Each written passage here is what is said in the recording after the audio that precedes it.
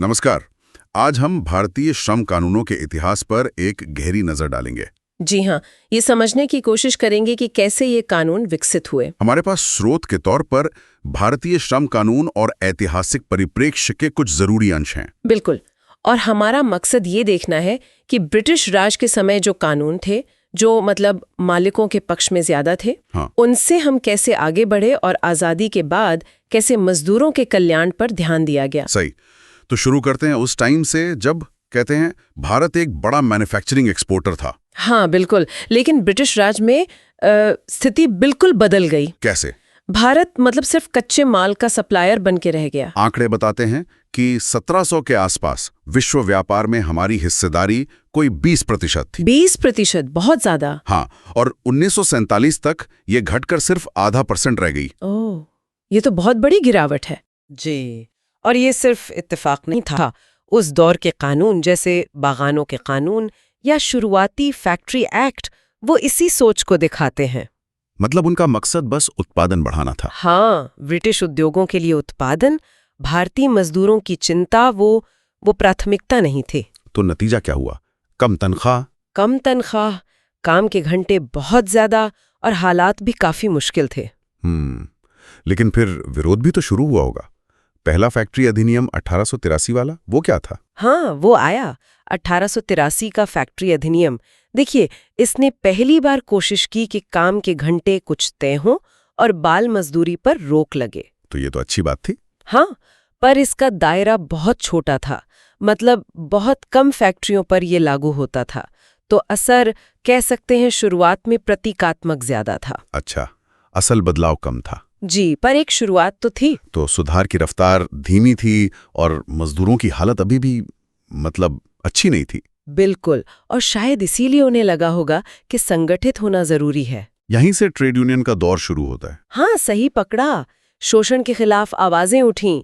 Madras labour union जैसी शुरुआती यूनियनें बनी। अच्छा। जिन्होंने कताई मिलों में हड़तालें की। फिर 1920 में all India trade union Congress AITUC बनी। AITUC, हाँ सुना है। BP वाडिया जैसे नेता थे जिन्होंने बकिंघम और कर्नाटक मिल्स में मजदूरों के हक के लिए बड़ी हड़तालों का नेतृत्व किया। पर यह सब आसान नहीं रहा होगा, है ना? सुना है अदालतों ने भी शुरू में यूनियनों का साथ नहीं दिया। नहीं, बिल्कुल नहीं। शुरू में तो अदालतों ने हड़ताल से जो नुकसान होता था उसके लिए यूनियन नेताओं को ही जिम्मेदार ठहरा दिया। ओहो। इसी संघर्ष और दबाव के बाद आखिरकार 1926 में ट्रेड यूनियन अधिनियम पास हुआ। 1926 का एक्ट। जी, ये एक बहुत बड़ा कदम था। इसने यूनियनों को एक कानूनी पहचान दी और इनकी गतिविधियों को कुछ सुरक्षा भी मिली। ठीक है। और फिर आई आजादी। उसने तो सब कुछ बदल दिया होगा। संविधान ने कैसे दिशा दी? आजादी के बाद तो सोच ही पूरी बदल गई। संविधान में जो मौलिक अधिकार दिए गए भाग 3 में, हाँ, फंडामेंटल राइट्स, और भाग 4 में जो नीति निर्देशक तत्व हैं, वो सीधे लागू नहीं होते पर सरकार को रास्ता दिखाते हैं। Directive principles. हाँ, ये श्रम कानूनों की नई नींव बने। साथ ही ILO मतलब अंतर्राष्ट्रीय श्रम संगठन, उसके सिद्धांतों का भी बहुत असर पड़ा। तो फोकस अब उत्पादन से हटकर सामाजिक न्याय पर आ गया। बिल्कुल, सामाजिक न्याय और मजदूरों का कल्याण। तो इस नई सोच को लागू करने वाले कुछ अहम कानून कौन से थे आजादी के बाद? कई महत्वपूर्ण कानून आए, जैसे 1948 का न्यूनतम मजदूरी अधिनियम। पहली बार मजदूरी की एक न्यूनतम दर तय हुई। Minimum wages act. हाँ। फिर 1952 का कर्मचारी भविष्य निधि अधिनियम यानी PF वाला कानून। हाँ। इससे रिटायरमेंट के बाद थोड़ी सामाजिक सुरक्षा मिली। EPF एक्ट, बहुत जरूरी। समान पारिश्रमिक अधिनियम भी आया, जिससे एक ही काम के लिए पुरुषों और महिलाओं को बराबर तनख्वाह का हक मिला। Equal remuneration act. सही। और हाँ, 1976 में बंधुआ मजदूरी खत्म करने का कानून। ये गुलामी की एक बहुत पुरानी प्रथा थी। हाँ, बॉन्डेड लेबर एबोलिशन एक्ट। इनके अलावा भी कई होंगे। जी। औद्योगिक विवाद अधिनियम 1947, कर्मचारी मुआवजा अधिनियम, कई कानून बने। और न्यायपालिका मतलब कोर्ट्स, उन्होंने क्या भूमिका निभाई? बहुत अहम भूमिका। आजादी के बाद सुप्रीम कोर्ट ने कई ऐसे फैसले दिए जिन्होंने कानूनों की व्याख्या मजदूरों के हक में की। अच्छा। सामाजिक न्याय के सिद्धांत को मजबूती दी।